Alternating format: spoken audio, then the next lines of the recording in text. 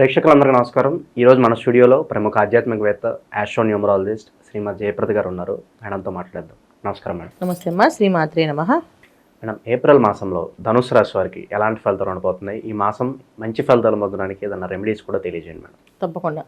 ధనస్సు రాశి వాళ్ళు ఈ మాసం అంతా వీళ్ళు చక్కగా ఏంటంటే దైవారాధన ఎక్కువ చేసుకోవడం, మౌనంగా ఉండడం చాలా మంచిది.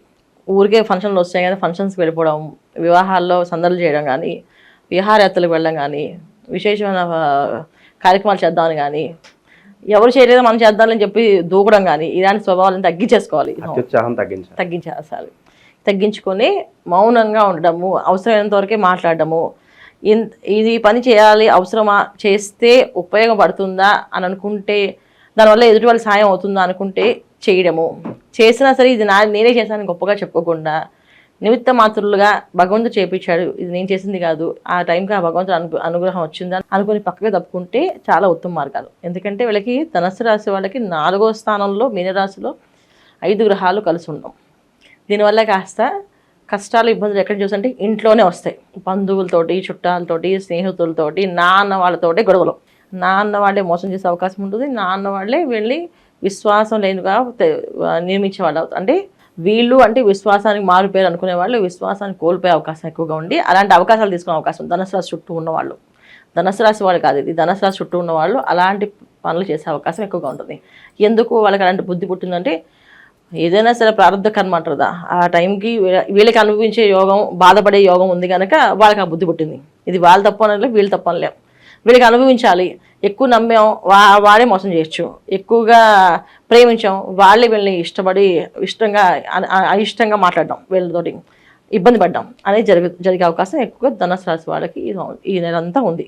ఈ నెలంతా కామ్గా దైవారాధన ఎక్కువగా చేసుకుంటూ ఏవో పూజలు, పునస్కారాలు, తీర్థయాత్రలు, క్షేత్ర దర్శనాలు చేసుకుంటే ఉత్తమం. లేకపోతే కాస్తంత ఇబ్బందులు వస్తున్నాయి. ఎలాంటి ఇబ్బందులు వస్తాయంటే చెప్పే ఇబ్బందులు కాదు. ఎప్పుడో చిన్న విషయంలో వాళ్ళు గొడవపడి వాళ్ళు చిన్న కేసు వేశాడు. ఆ కేసు సమన్సు ఇప్పుడు వస్తాయి వీళ్ళకి. అసలు అది పెద్ద గొడవ కాదు, అది పెద్ద విశేషము కాదు. కాకపోతే వీళ్ళు బాధింపబడాలి కనుక అలాంటి సిచ్యువేషన్స్ వచ్చే అవకాశం ఉంది కనుక ఇప్పుడు వాళ్ళకి ఎదురుపడినప్పుడు ఆ రోజు వీళ్ళ మీద ఏదో పెట్టాం కదా మనం, అది ఏమైందో కనుక్కుందని చెప్పి అప్పుడు దాకా వదిలేసిన వాళ్ళు పట్టుకొని మాట్లాడడం, అలాంటి తెలియని కేసులు వీళ్ళు చుట్టుకునే అవకాశం ఈ నెలలో ధనుసు రాశి వాళ్ళకు ఉన్నాయి.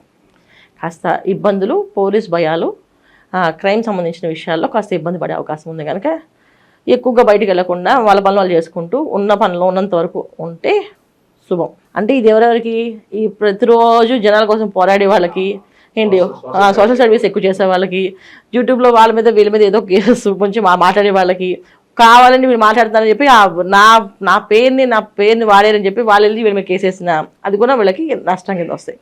ఒకసారి పోలీస్ స్టేషన్కి వెళ్ళే అవకాశం ఉంది కనుక జాగ్రత్తగా ఉండడం అవసరం. సో అది పోలీసు మెట్లు ఎక్కే అవకాశం ఎలా ఉండొచ్చు. ఒక సాయం చేసి వాళ్ళ గొడవల్లో వెళ్ళి ఎక్కినా ఎక్కచ్చు, లేకపోతే వీళ్ళకి సొంతంగా వీళ్ళని ఇబ్బంది పెట్టి ఎక్కినా చేయొచ్చు. స్నేహితుల కోసం పోరాడి వాళ్ళు మంచి సేఫ్ అయిపోయి వీళ్ళు ఇబ్బంది పెట్టచ్చు. అందుకని పోరాటాలు, ఆరాటాల కోసం బయటికి వెళ్లకుండా మన పని మనం చేసుకుంటూ, ఉద్యోగం చేసేవాళ్ళు ఉద్యోగం ధర్మం, తర్వాత వ్యాపారం చేసుకుని వాళ్ళు వ్యాపారం చేసుకోవచ్చు. కానీ పక్క వ్యాపారాన్ని సపోర్ట్ చేద్దామనో, మన వాళ్ళు ఒకటిగా మాట్లాడదామనో వెళ్తే 100 తప్పుకుంటారు, వీళ్ళు వాళ్ళు చేసేస్తారు. అలాంటి ఇబ్బంది ధనుసు రాశి వాళ్ళకి ఈ నెలలో అదొక్కటే ఇబ్బంది. మిగతా ఉద్యోగస్తులకి, వ్యాపారస్తులకి, నార్మల్గా చేసుకునే వాళ్ళెవరికి ఇలాంటి విషయాల్లో ఇన్వాల్వ్ అవ్వకుండా ఉంటే చాలు. ఇప్పుడు నా సామాన్యుడైనా సరే పక్కింట్లో ఏదో గొడవ అవుతుంది, వీళ్ళు వెళ్ళి ఇన్వాల్వ్ అయ్యారనుకో, వీళ్ళు తల పగులుతుంది, వాళ్ళు కొట్టుకుంటూ ఉండి వీళ్ళు కొట్టేస్తారు కొనుక్కొని. సో దెబ్బ వీళ్ళు తగులుతుంది, హాస్పిటల్ వీళ్ళు వెళ్ళాల్సి వస్తుంది, మందులు ఖర్చు పెట్టాల్సి వీళ్ళు ఖర్చు పెట్టాల్సి వస్తుంది. సో ఏమైంది గొడవ అంటే ఏమీ లేదు, వాళ్ళిద్దరు గొడవ పడితే మధ్యలో వెళ్ళాం కనుక జరిగింది. అలాంటి అవంతరాలు, తెలియని ప్రమాదాలు, తెలియకుండా అన్ఎక్స్పెక్టెడ్గా జరిగే అవకాశాలు ఎక్కువగా ధనుసు రాశి వాళ్ళకి ఈ నెలలో ఉన్నాయి కనుక మీరు చాలా జాగ్రత్తగా ఉండండి. ఉత్తమమైన మార్గం ఏంటంటే మౌనంగా ఉండడం, ఒక నామాన్ని ఏమైనా జపం చేసుకోవడం, నా ఉద్యోగం చేసుకోవడం, పక్క ఉద్యోగం కోసం బాస్ దగ్గరికి వెళ్ళి మాట్లాడకూడదు. మాట్లాడితే వీడి ఉద్యోగంలో ఎసరు వస్తుంది, అంటే వీడి ఉద్యోగం తీసేస్తారు. అది ఏంటో మాట్లాడుతున్నా అని చెప్పేసి అక్కడ ఏమవుతుందంటే ఈ నెలలో ఏంటంటే విశ్వాసనామ సంవత్సరం ప్రారంభం, ఒక మనిషికి వస్తే ఈగో అనేది పెరుగుతుంది. నేనే గొప్ప, నాకంటే ఎవరు గొప్ప కాదు, నువ్వు నాకు సమానం చెప్తావా అనే లక్షణం కొంచెం పెరుగుతుంటుంది ప్రతి మనిషిలో. అయితే ఏంటంటే వాళ్ళ సందర్భం, సమయం బట్టి, వాళ్ళ కర్మ బట్టి అది బయటపడ్డాం, అది కాస్త ఎక్కువగా ఇబ్బంది పడ్డాం అనేది జరుగుతుంది కనుక ధనుసు రాశి వాళ్ళకి ఇలాంటి ప్రమాదాలు ఎక్కువగా ఉద్యోగాల్లో చేసే కార్యాలయాల్లో ఇబ్బందులు ఉన్నాయి. అలాగే వ్యాపార రంగాల్లో ఏ కస్టమర్ వచ్చి నువ్వు చేసింది క్వాలిటీ లేదు, ఇది ప్యూరిటీ కాదని చెప్పి విసిగించడం, సతాయించడం, లేదు నచ్చలేదంటే వాడు ఏదో కేసు పడేయడం వీళ్ళ మీద, అలాంటి విషయాలు.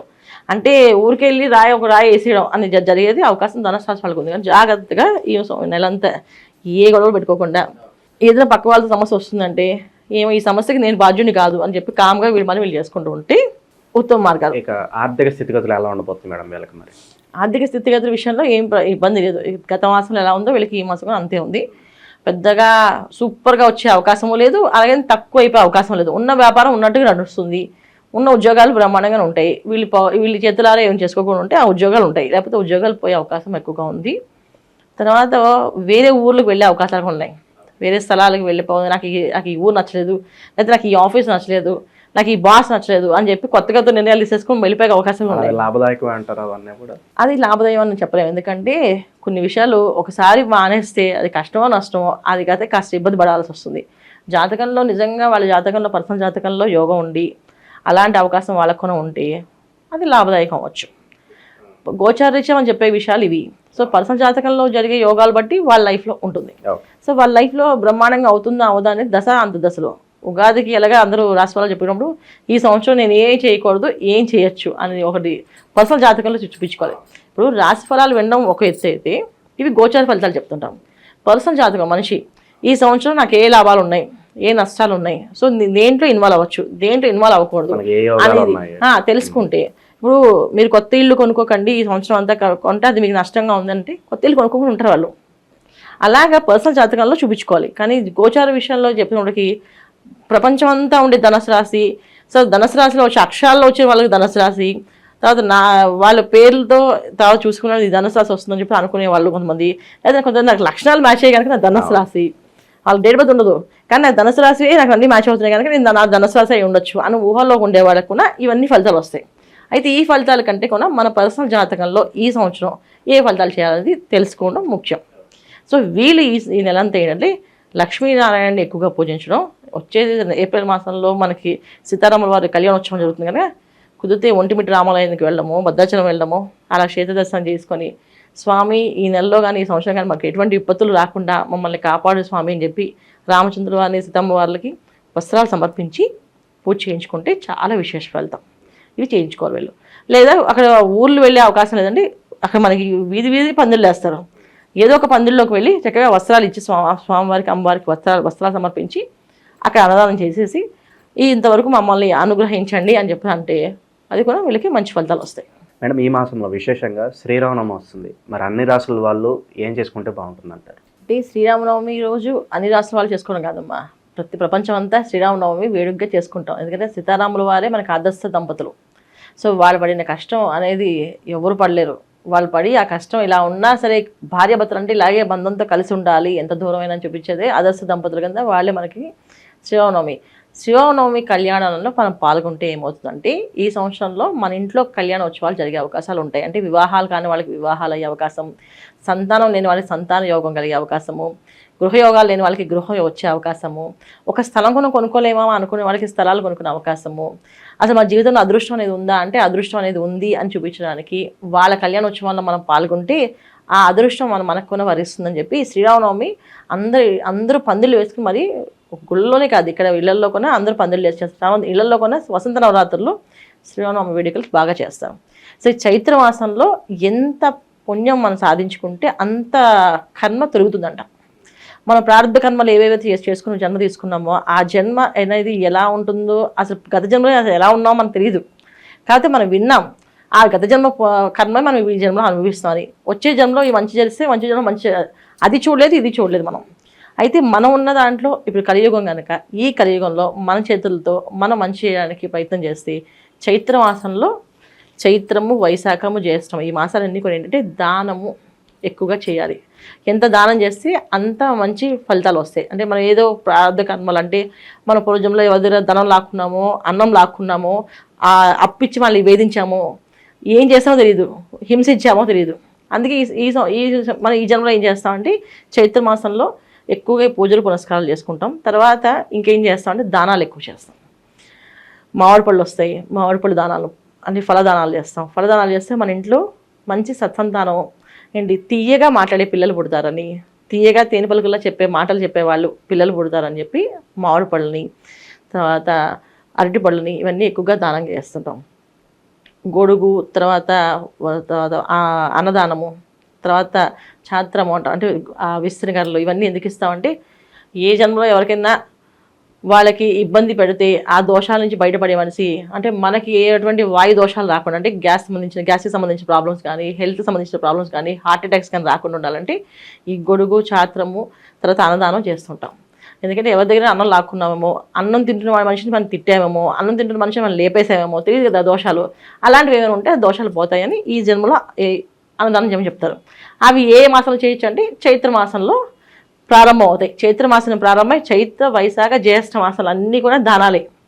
ఒక్కొక్క మాసంలో ఒక్కొక్క విశేష దానం అనమాట. చైత్ర మాసంలో ఎక్కువగా పళ్ళని దానం చేస్తాం, ఎక్కువ పళ్ళు దానం చేయడము, తర్వాత ఎక్కువ పూల దానం చేయడము, అన్నదానం చేయడం, ఇవి చాలా విశేషం ఫలితాలు. అందుకే శ్రీరామనవమి రోజున పానకం చేసి, పానకం వడపప్పు పంచుతారు, అన్నదానాలు చేస్తుంటారు, కార్యక్రమాలు ఎక్కువగా పూజ చేసి ఊరందరినీ పిలిచి కళ్యాణోత్సవాలని చెప్పి చేస్తుంటారు. ఇవన్నీ దేనికోసం అంటే ఈ చైత్ర మాసం చేయాల్సిన అన్నదానం ఎక్కువ చేయాలి కనుక దానికోసం అన్నమాట. ఇలా చేయాలి. ఇలా చేసుకుంటూ వెళితే మన ఇంట్లో శుభకార్యాలు జరిగే అవకాశం మనుషులందరికీ ఉంటుంది.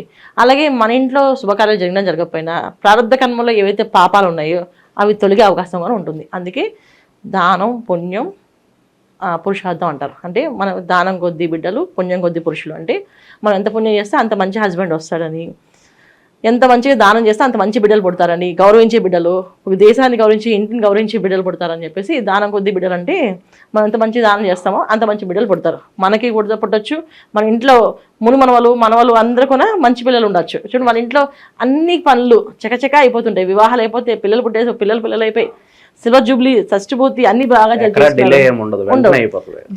చెప్పి అనుకుంటారు కదా. ఇవన్నీ జరిగే అవకాశం ఏంటంటే వాళ్ళు ఎంతో పుణ్యం చేసుకున్నారు కనుక వాళ్ళకి అది జరుగుతుంది. అది చేసుకోవాలి. పుణ్యాన్ని ఎక్కువగా మూడగట్టుకోవడానికి ప్రయత్నం చేయాలి. అది ఈ నెలంతా చేసుకోవాల్సింది. చాలా బాగా వివరించారు మేడం, ధన్యవాదాలు. శ్రీమాత్రే నమః.